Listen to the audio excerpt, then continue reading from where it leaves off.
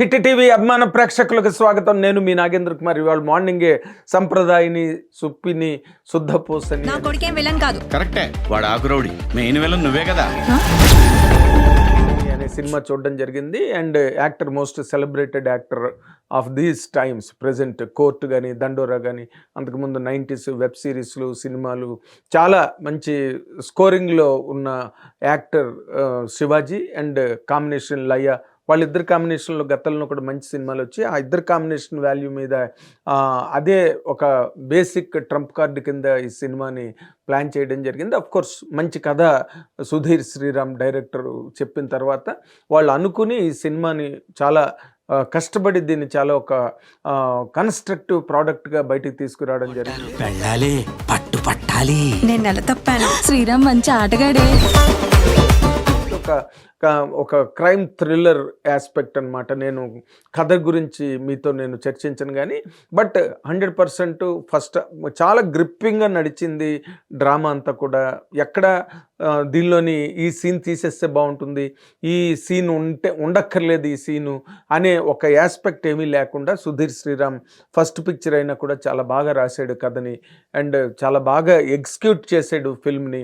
And Shivaji more particularly Shivaji ఒక కోర్టులో మంగపతి లాంటి ఒక క్యారెక్టర్తో డామినేటింగ్గా, అసలు సోషియలాజికల్లీ డామినేటింగ్ క్యారెక్టర్లా ఒక మంచి గొప్ప ఇమేజ్ని సంపాదించుకున్న శివాజీ ఈ సినిమాలోని పరిస్థితులకి లొంగిపోయిన ఒక అర్భకుల్లాగా, పెళ్ళాన్ని చంపిన మొగుడిగా చరిత్రలో నా పేరు నిలిచిపోయే అవకాశం నాకు ఇవ్వకండి. పరిణామాల మధ్యలో తలదాచుకునే ఒక దొంగలాగా పరిగెట్టాల్సిన ఒక కథలో క్యారెక్టర్ చేయడం అన్నది ఈ సినిమాకి యాక్చువల్గా కథకి కానీ ఓవరాల్గా సినిమాకి కానీ మంచి కాంప్లెక్షన్ ఇచ్చింది సినిమాకి. అండ్ లయ ఒక మిడిల్ క్లాస్ వైఫ్ ఎలాగుంటుంది, వాళ్ళ తాలూకు లక్షణాలు కానీ, వాళ్ళ తత్వం కానీ, వాళ్ళ మనస్తత్వం కానీ ఎలా ఉంటుంది. సంపాదించే దానికంటే ఎక్కువ డబ్బులు వస్తాయి. ఇవి ఎప్పుడు ఉండేవేగా. పట్టండి, లంచం ఎవరు తీసుకోమన్నారు, గిఫ్ట్ అనుకోండి. దానికి తగ్గట్టుగా వాళ్ళు ఇంటిని చక్కబెట్టడం కానీ, లేకపోతే ఇంట్లో భర్తని అటెండ్ అయ్యే విధానం కానీ, లేకపోతే కుటుంబాన్నే మొత్తం పాలించుకునే ఒక పరిస్థితుల మధ్యలో ఒక మిడిల్ క్లాస్ వైఫ్ ఎలా ఉంటుంది. అండ్ గవర్నమెంట్ ఉద్యోగిగా శివాజీ చేసే ఈ క్యారెక్టరు, ఆ క్యారెక్టరైజేషన్స్ కూడా చాలా ప్యాలటబుల్గా, కంఫర్టబుల్గా ఉన్నాయి సినిమాలో. సినిమా బోర్ అన్నది మాత్రం లేదు. ఏదో పిచ్చి పిచ్చి రివ్యూలు గట ఇష్టానికి రివ్యూలు మాట్లాడుతున్నారు, పనికిరాని రివ్యూలు. ఎందుకంటే సినిమాని బేసిక్గా ఆ రివ్యూలు ఆస్పెక్ట్ ఏంటంటే, సినిమా చూడొద్దు, బోరు అని ఎవరో ఒక మహానుభావుడు ఒక ట్వీట్లో పెట్టాడు. అతను ఏదో రివ్యూస్ అని పెడుతుంటాడు. ఇది ఏజ్ ఓల్డ్ లైన్ అంట. అన్ని లైన్స్ ఏజ్ ఓల్డ్ అంటారు. అయ్యా, ఏజ్ ఓల్డ్ కాని కథే లేదు ఈ ప్రపంచంలో. భాషలోని ప్రతిదీ ఏజ్ ఓల్డే. అన్నీ ఉన్నాయి, అన్ని చరిత్రలో ఉన్నాయి, అన్ని సినిమాలుగా వచ్చాయి, అన్ని భాషల్లో వచ్చాయి, అన్ని ఆన్లైన్లు కొత్తగా వచ్చాయి. కానీ ఇవన్నీ కూడా డెడ్ లైన్ లేని కథలు ఇవి. ఈ డెడ్ లైన్ లేని కథలకి ఏజ్ ఓల్డ్ లైన్ అని ఎలా రాస్తారు? సినిమాని చూడొద్దని చెప్పడమా రివ్యూల తాలూకా పరమార్థం? నాకు అర్థం కాలేదు. అంటే ఎవడు పడితే వాడు స్క్రీన్ మీదకి వచ్చి ఇష్టానికి వాళ్ళ తాలూకా పైత్యం అంతా దాని మీద వంపి సినిమా చూడకండి, బోర్ కొట్టేసింది అని చెప్పి పిచ్చి కూతలు కూసి రివ్యూలు రాస్తున్నారు. This is a well made film, 100%. There is no doubt about it. సినిమాని కథలోని ఆ థ్రిల్లర్ పాయింట్ వెనకాతల లేయర్స్ని ప్రాపర్గా డైరెక్టర్ బాగా రాసుకున్నాడు. ఆ లేయర్స్, ఎమ్మెల్యే క్యారెక్టర్ కానీ, లేకపోతే అలా ఫైనల్గా వచ్చే ఎవరైతే అసలు క్రైమ్ని చేశాడో ఆ క్రైమ్ క్యారెక్టర్ ఎవరైతే, ఆ ధనరాజు క్యారెక్టర్ కానీ, లేకపోతే దానిలో ప్రతి క్యారెక్టర్కి కథతో లింక్ ఉన్నది. కథను ముందుకు నడిపించడం కోసం, అంటే గంటలో ఫినిష్ చేసి గంటలో కథ చెప్పేస్తారా? అదే సినిమా. ఏ సినిమా అలా ఉండదు. కథకు కావాల్సిన కొన్ని క్యారెక్టర్ని, ఆలీ క్యారెక్టర్ కానీ మధ్యలో గెయిన్ చేయడం అంటారు, క్యారెక్టర్స్ని గెయిన్ చేయడం అన్న ఒక పాయింట్ స్టోరీ రైటింగ్లో ఒక ప్రధానమైన ప్రక్రియ. అలాంటి ప్రక్రియ ఇప్పుడు షోలే సినిమాలో అసరాని క్యారెక్టర్కి సినిమాకి సంబంధం లేదు అసలు. అది కట్ చేసి పక్కన పెట్టినా కూడా అసరాని క్యారెక్టర్ లేకపోయినా కూడా షోలే సినిమా బాగుంటుంది.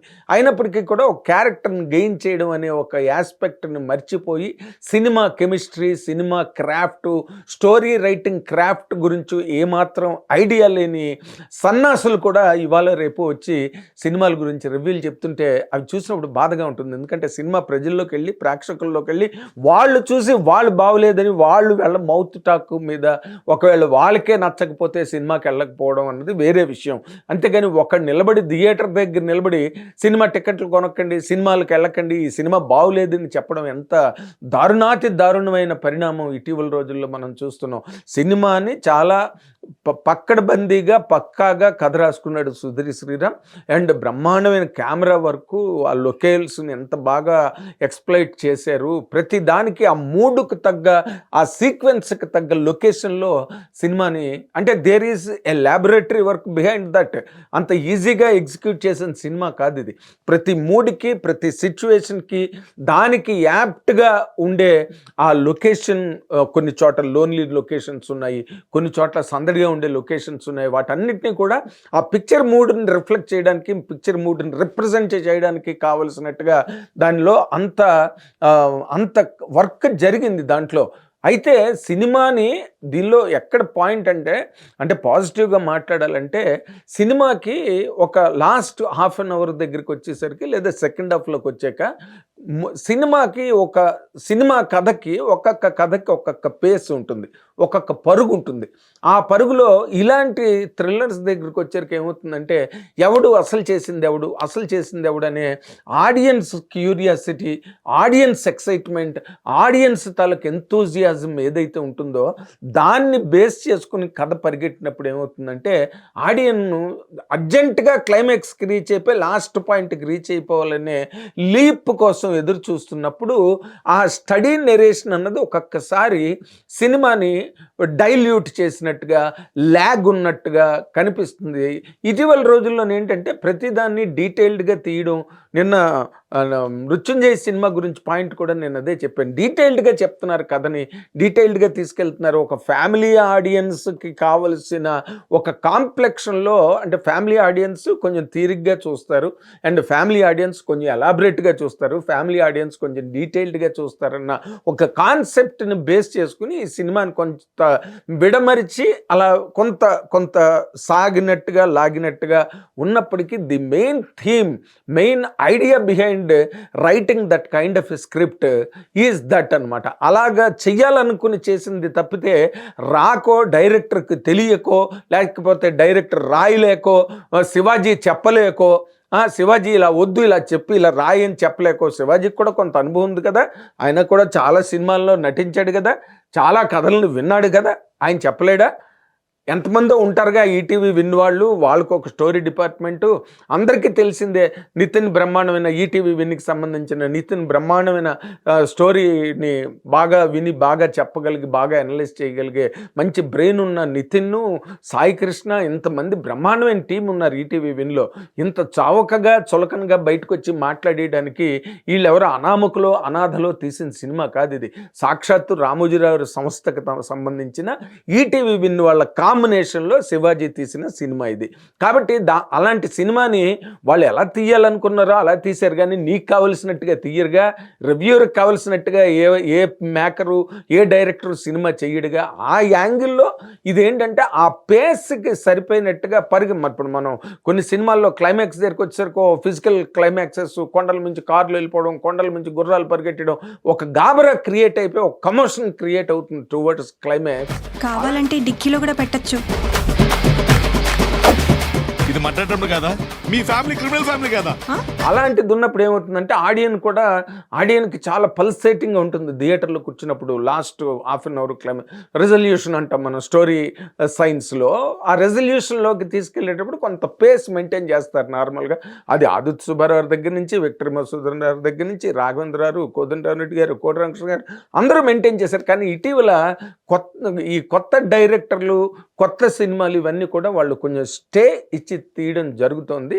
దానివల్ల అది ల్యాగ్లా కనిపిస్తుంది. కాకపోతే వాళ్ళు రాయాలనుకున్నది రాశారు, తీయాలనుకున్నది తీశారు. కానీ ఎవడు పడితే వాడు నోటుకు వచ్చినట్టు మాట్లాడడం, చిన్న సినిమాలని చిత్రవధ చేసి చితక్కొట్టేయడం, ఇలాంటి పద్ధతి రివ్యూవర్స్ ముందు మానుకోవాలి. సినిమాలు వస్తూనే ఉంటాయి, మీరు ఏం మాట్లాడినా ఏం మాట్లాడకపోయినా సినిమాలు వస్తూనే ఉంటాయి.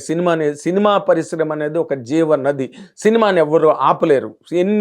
ఎన్ని రకాల ప్లాట్ఫామ్స్ వచ్చినా సినిమా థియేటర్లు ఎప్పుడు కలకల్లాడుతూనే ఉంటాయి, సినిమాలు వస్తూనే ఉంటాయి. ఈ మధ్య జనవరి 9 రాజాసాబ్ ప్రారంభం దగ్గర నుంచి జనవరి 12 మనశంకర్ వరప్రసాద్ గారి దగ్గర నుంచి ఎన్ని సినిమాలు, దాదాపు 30 సినిమాలు రిలీజ్ అయ్యాయి. ఏమాపై ఆడిన వాడతాయి, ఆడని వాడవు. ఎప్పుడూ ఉన్నది, అది ఇవాళ కొత్తగా కాదు. ఇటువంటి సినిమాలని తలకెత్తుకుని భుజాల మీదకి ఎత్తుకుని ఈ రోజున సినిమా పరిశ్రమలో ఒక బన్నీ వాసు కానీ లేకపోతే వంశీ నందిపాటి గారు కానీ వీళ్ళు ఇటువంటి సినిమాలని డిస్ట్రిబ్యూషను, థియేటర్ల మేనేజ్మెంటు, ఈ బాధ్యతలన్నీ వహించి ఈ కొత్త డైరెక్టర్లకు ఎంతో కొమ్ము కాస్తున్నారు. నిజంగా ఇలాంటి సినిమాలు ఇలాంటి వాతావరణంలో అంటే ఎంతమందో చెయ్యడానికి ముందుకు రాని, చెయ్యడానికి సుముఖతను చూపించని ఈ రోజుల్లో వాళ్ళిద్దరినీ 100% మెచ్చుకోవాల్సిన వాళ్ళు కాంబినేషను, హిట్ కాంబినేషను. వాళ్ళు ఏ సినిమా చేసినా కూడా మంచి సినిమాలు బాగా ఆడినాయి.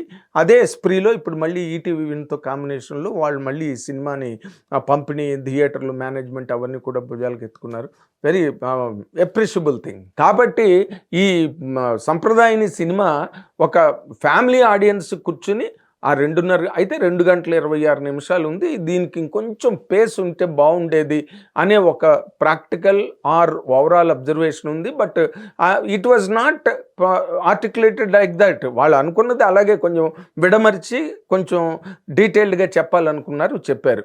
అంతే తప్పితే ఇది 100% శివాజీ బ్రహ్మాండంగా చేశాడు. శివాజీ ఎక్స్ట్రాడనరీ పెర్ఫార్మెన్స్ ఇచ్చాడు. అండ్ లైవ్ పెర్ఫార్మెన్స్ కథకి బాగా మిళితమై కథని బాగా ఆ వాతావరణం ఏదైతే ఉందో ఆ మిడిల్ క్లాస్ ఫ్యామిలీ వాతావరణాన్ని రిప్రజెంట్ చేయడానికి లయ ఈజ్ ది బెస్ట్ అంబాసిడర్ ఆ అట్మాస్ఫియర్కి. కాబట్టి వాళ్ళిద్దరు కాంబినేషన్ బాగా వర్కౌట్ అయింది.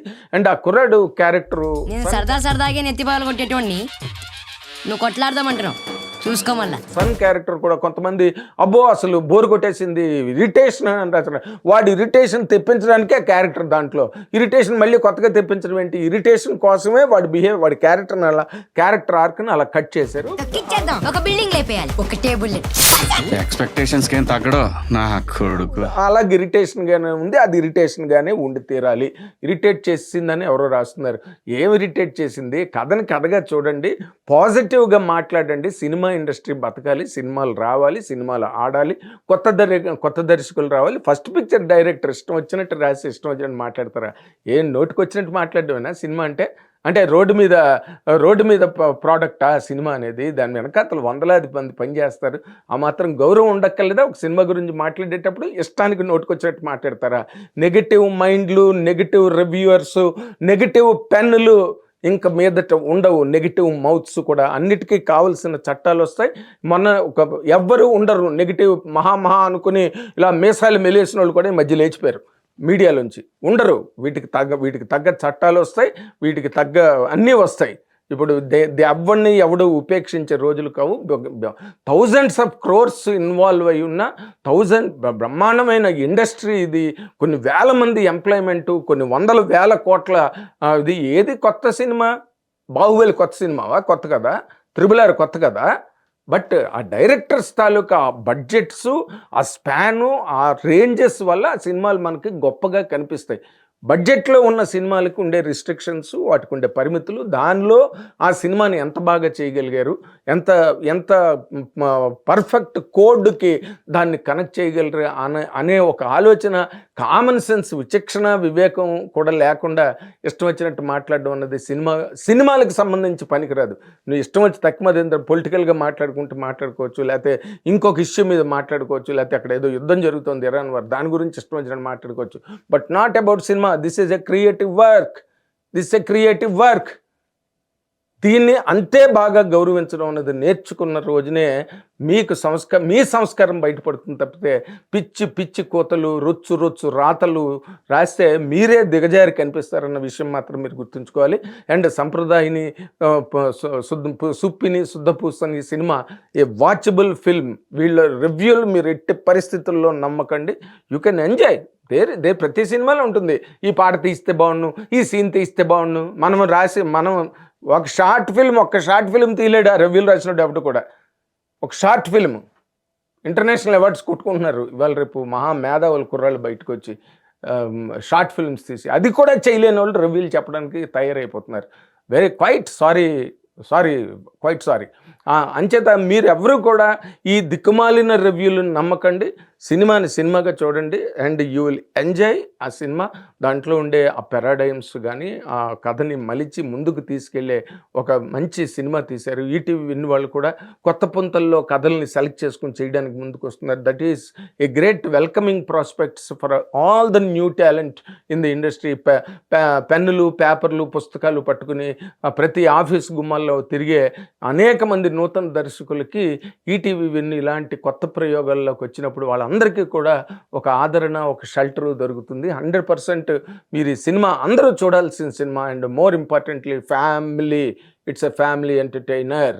Don't believe this awkward worst reviews. Thank you very much. Hit TV app, ఇందులో short news, live news, entertainment shows, movies, digital magazines తో పాటు మీ జిల్లా వార్తలను కూడా ఫ్రీగా చూడొచ్చు. ఇంకెందుకు ఆలస్యం, వెంటనే హిట్ టీవీ యాప్ ని డౌన్లోడ్ చేసుకుని ఫ్రీగా ఎంటర్టైన్మెంట్ పొందండి. Hit TV app. Hit TV app. Please download hit TV app. Hit TV app ని ఫ్రీగా డౌన్లోడ్ చేసుకుని ఎంజాయ్ చేయండి. మీకు నచ్చిన ఎంటర్టైన్మెంట్ కోసం హిట్ టీవీ యాప్ ని ఫ్రీగా డౌన్లోడ్ చేసుకుని ఎంజాయ్ చేయండి. హిట్ టీవీ యాప్ ని డౌన్లోడ్ చేసుకుని ఆస్వాదించండి, ఆశీర్వదించండి. ఇంతమంది సెలబ్రిటీలు హిట్ టీవీ యాప్ ని డౌన్లోడ్ చేసుకోండి అని చెప్తున్నారంటే ఎంత మంచి యాప్ ఆలోచించండి. అమెరికాలో చదవాలనుకునే వాళ్ళకి విశ్వసనీయమైన పేరు మన శౌర్య consultancy. UKలో 1 year masters. 2 years work permit up to 5 years visa. Contact Saurya Consultancy. Contact 89851 89851.